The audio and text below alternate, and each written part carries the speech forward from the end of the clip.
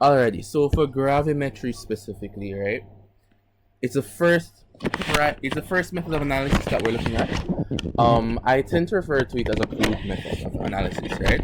It's the bare bones, right? So before we start looking at the interactions of light, right, and different kinds of light and different types of areas of the electromagnetic spectrum, right, we're looking at a very straightforward method of analysis, right? So gravimetric analysis, right? Once you mention gravimetry, what do you think of at first?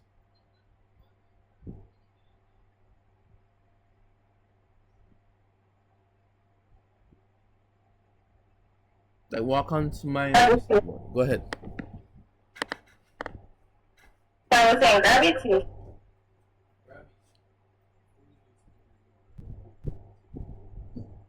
Like weight,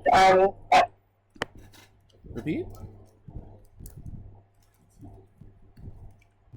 We're saying the word gravity, which is what comes to mind, which is very, very true.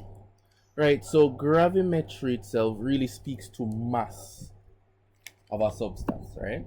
So back in CSEC where we'd be looking at, okay, we're separating two different substances, right? One of the analytical techniques that we'd use is like, for example, we have salt and sand together. I'm not sure if you guys did that experiment where you had salt, sand, and iron filings, right? But we have salt and sand together. If you mix it with water and filter, you'll be removing all the salt from the sample. So you can just measure the dry mass of the sand to find how much sand is there, right? But gravimetric analysis is based on accurately, so it's specifically based. So the key principle itself, right? It's based on accurately measuring the mass of a substance.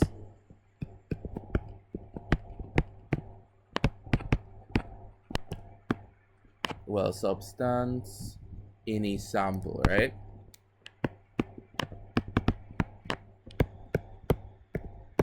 That's what we're looking at, right? So this is really favored for its high accuracy. So it has high accuracy and high precision. If you think about it, we're gonna look at why it may have that specifically. Why do we think it has that?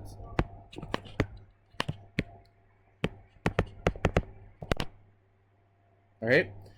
And then we're gonna look at all the different steps, right? So it has high accuracy and precision specifically based off of the different steps that are clearly followed in order to maintain a proper gravimetric analysis, right?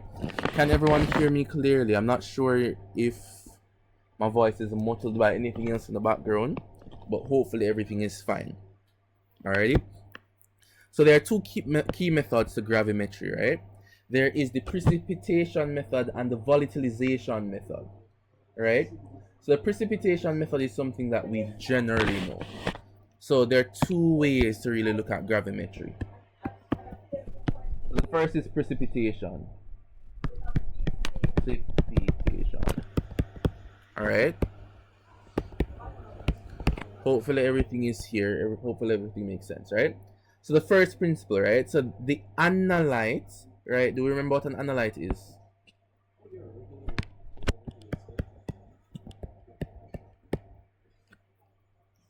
Could anybody just let me know what is an analyte? Let me just let in this person from my phone real quick. What's an analyte while we're at it?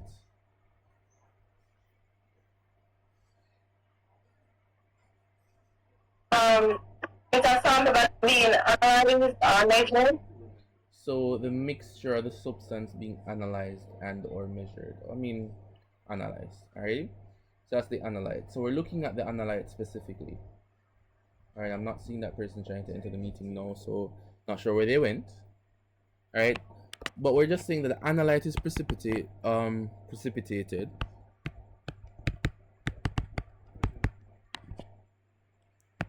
as a sparingly soluble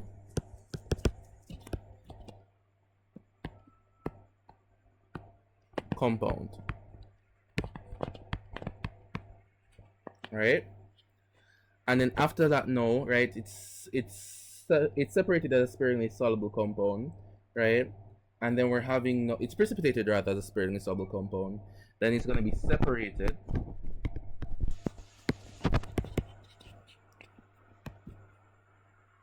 by filtration.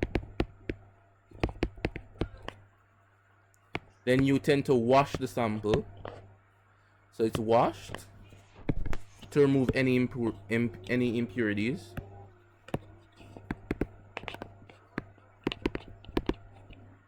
Right, dried. Then we say it's ignited and weighed. Okay, so anyone, right? So we're looking at these key things that's happening, right? First, we precipitate the compound, right? It's going to be sparingly soluble, so that's really how we have it being precipitated, right? Then we're gonna filter it. Then we're gonna wash it to remove any impurities, right? And then we dry it, ignite it, and wait. Oh, I'm breaking up. All right. Hopefully, how can I fix this?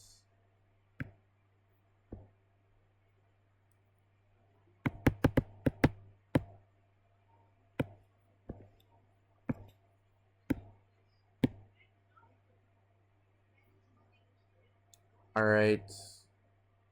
Am I still breaking up? I think so, but it's clear. It's clearer already. So is this much better?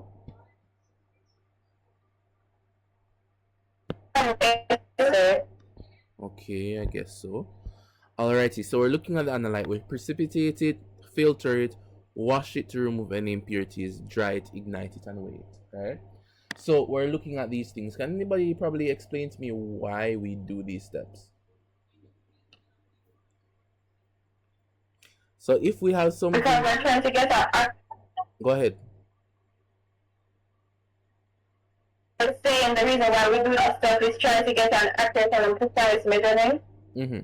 So we don't want anything else but that substance being measured, right? We're looking at the weight of that substance, right?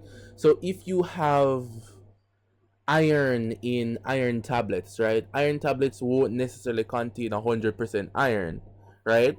So if we were to crush the iron tablet, create a solution with the iron tablet, we're trying to precipitate the iron, right? Just using iron as an example, right? Because it won't really work in this exact way. But we're trying to precipitate that substance from the tablet itself. Then we filter it, right? Judging that it's sparingly soluble or soluble. Well, sparingly soluble or not soluble at all. We know that from chemistry unit 1, we know that everything is soluble to an extent, right? So the only things that don't dissolve are things that are sparingly soluble. We're gonna filtrate that. We're gonna filtrate it. Then we're gonna wash it to remove any impurities. So let's say that you have you're looking for a polar substance, right? You wash it with a non-polar solvent to get rid of anything non-polar, right? Remove all those impurities, and then we dry it and ignite it, right? Some substances are ignited because of their thermal decomposition, because of we have different types of thermal decomposition, right? We looked at it in module 3 of unit 1 chemistry. Some substances can actually brave certain temperatures, right? So ignition we don't really ignite all samples, right? We ignite most samples, right, to get rid of any other impurities that may be volatile, right? And after we do all of that to remove as much impurities as possible, and to remove all the water as well, because that's another reason we may ignite a sample, to remove the water of crystallization, and then we weigh the sample to see how much of that is really in it. Alrighty? So precipitation, right? So a reagent should be added, right, to form an insoluble compound or a precipitate, right? So we should remember something like that. So the reagent must react quantitatively or exclusively with an analyte, right? For example, right, if we're trying to find, let me just put precipitation. For example, if we're looking for something like if we're looking for how much silver is in a solution, right? we may add chloride to the solution, because we know that silver chloride is insoluble, right? So we may add a reagent in order to allow for the substance to be crystallized or to be precipitated out of solution, right? That's an example of what I mean by the precipitation specifically, right? Then we have something called a digestion, right? So you can have a digestion or you can have something called a filtration, right? A digestion is really where you take a precipitate and it's allowed to settle and grow into larger or more filterable particles, right? For example, if you allow for some stuff to sit, right, in a solution, we know from C-set chemistry that large particles tend to settle at the bottom, and that's called sedimentation, right? So it's an example of that. Or for some solutions, right, as they sit, crystals of the product may grow, right? So we have stuff like that. So digestion is not always in our process, but I'm just mentioning it because it might be something that you can look at as well. Then you have your general filtration. If you have a question, please go ahead. Right? You have general filtration. So the precipitate is collected using a suitable medium, right, such as a filter paper or sintered glass. So usually we use filter paper, but you can use sintered glass. Alrighty? So you have something like that. So we know what the filter paper is. You have your conical flask, right? And then you fold your filter paper using the 4-fold method or the 8-fold method, and then you allow it to pass through, right? You end up with your filter and your filtrate. All right. You also have drying or ignition, so you can actually wait for the substance to dry, or you can ignite it if you can't wait. Right? Not only if you can't wait, but if you can't wait and the substance won't decompose under high temperatures. So the precipitate is heated to remove, right, the water of crystallization, right, or to transform it into a stable form before weighing. Some substances, when you heat them, they form more stable oxides, right? Unit 1 chemistry. Reason why unit 1 is done before unit 2, because all the information is kind of coming back, right? So substances, when you heat them, they form more stable structures, right? And then you can weigh, right? Or we just want to remove the water from it. For example, when copper tends to, when we crystallize copper, for example, in C-set chemistry, when we had that lab for the crystallization of a substance, right, it usually comes with water of crystallization, right? So it's usually a coperic hydrate that we end up with, or if we're using a cobalate, we end up with a hydrated cobalate, right? Some type of huge ligand complex ion compound. What we want to do is remove those water molecules so that we measure only the substance that we're looking for in the gravimetry. Now, are there any questions that we have here?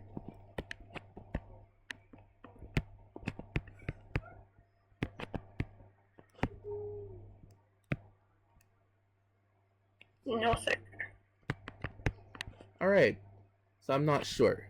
So that's usually the most important part there. For example, the determination of chloride ions in solution, right? Chloride ions are definitely soluble, right? We'll add silver nitrate, right, to create silver chloride, which is dried, which is filtered, dried, and weighed, right? And then we can find the mass of silver chloride, and then we use that mass to determine the mass of chloride.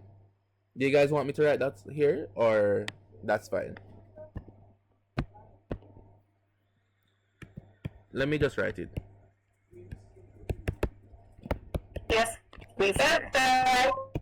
So determination of chloride ions, right? In a solution, right? So you have a solution of chloride ions specifically. You have the specific solution of the ions, right? Right? What you do is add something like a silver nitrate. Silver nitrate is what? 2NO3, right? You add a silver nitrate to it. What it will do now is precipitate now out of solution. as you'll get silver chloride being produced, which is sparingly soluble, as the precipitation step spoke about, right? After you have that now, what you would do now, you would filter it, right? So filtration, right? So you filter it in order to just get silver chloride, right? So it's dried silver chloride in and of itself, right? And then you would leave it to dry, or you would ignite it, right? And then after that, now you can determine the mass of silver chloride. If the mass of silver chloride is, let's say, 100 grams, we know that it is 100 grams of chlorine and 100 grams of silver, based off of the mole ratio of the substance, right? So you can literally do that. So hopefully it's like very clear and straightforward, right? We're just trying to measure the weight of the substance, right? And from that we can determine the molar mass.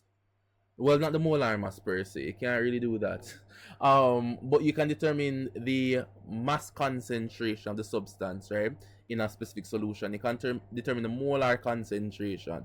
You can determine everything you need to know from using this method, right?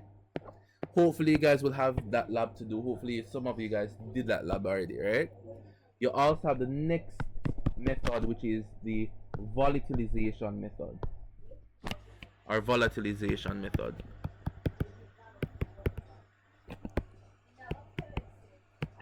So this method above is something that we already know. Everybody has done something like this before, right? The volatilization method now, it's a different ball game, right? It's not that different though. It's not foreign. So the principle here now, we're talking about the analyte. The analyte is generally converted to a volatile substance. What does volatile mean?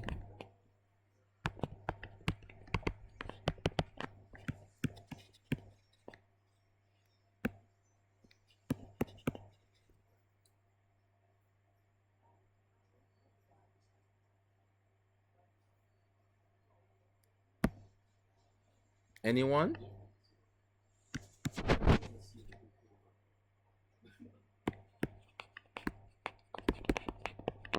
Anyone knows what volatile means? Easily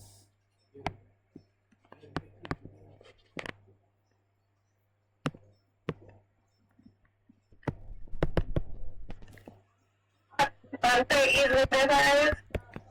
Easily vaporized, okay. Anyone else? I'm not seeing the chat, so if you're writing in the chat, my apologies, my sincerest apologies, because I have to be writing here.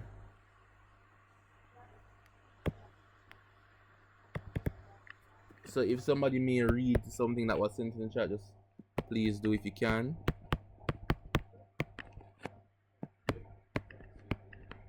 But something that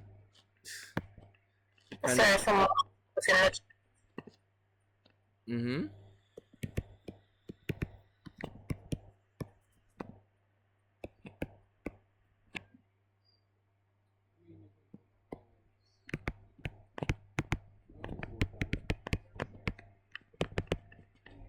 Alright, so I'm not sure if everything is fine. Let me check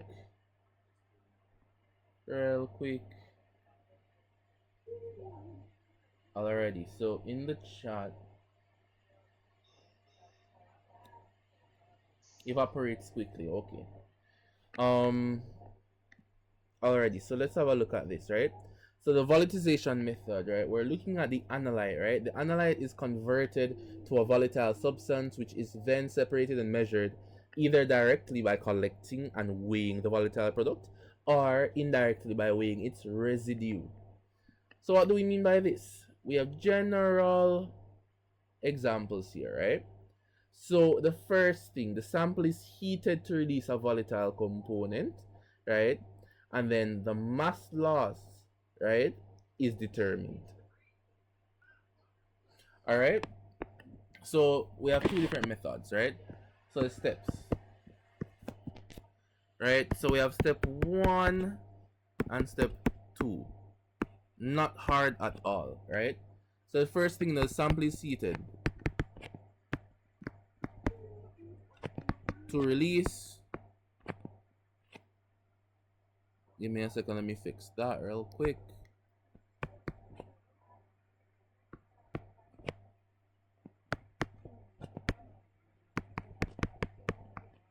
Volatile component, right? And then the second thing now, the mass, right? Or mass of the residue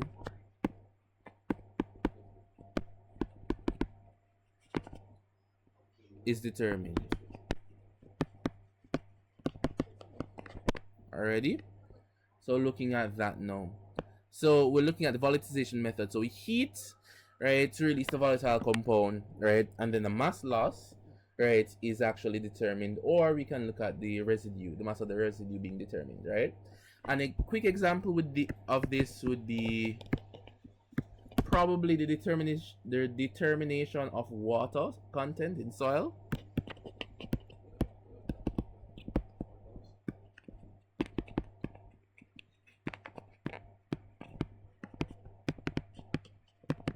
Right, determination of water content in soil, right?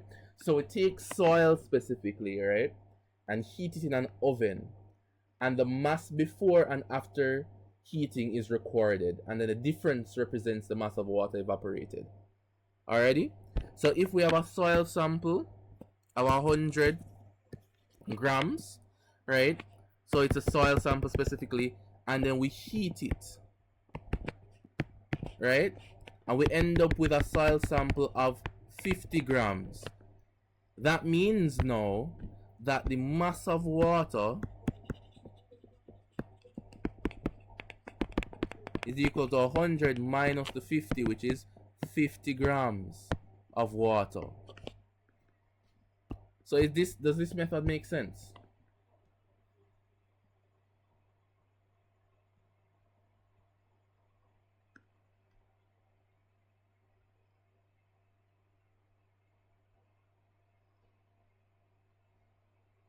Everybody understand so far? Yes, sir. And if we're supposed to look at the moisture content of the water, right, that would be in percentage, right? That would be equal to the mass of water H2O lost, right? And then the initial mass of the soil,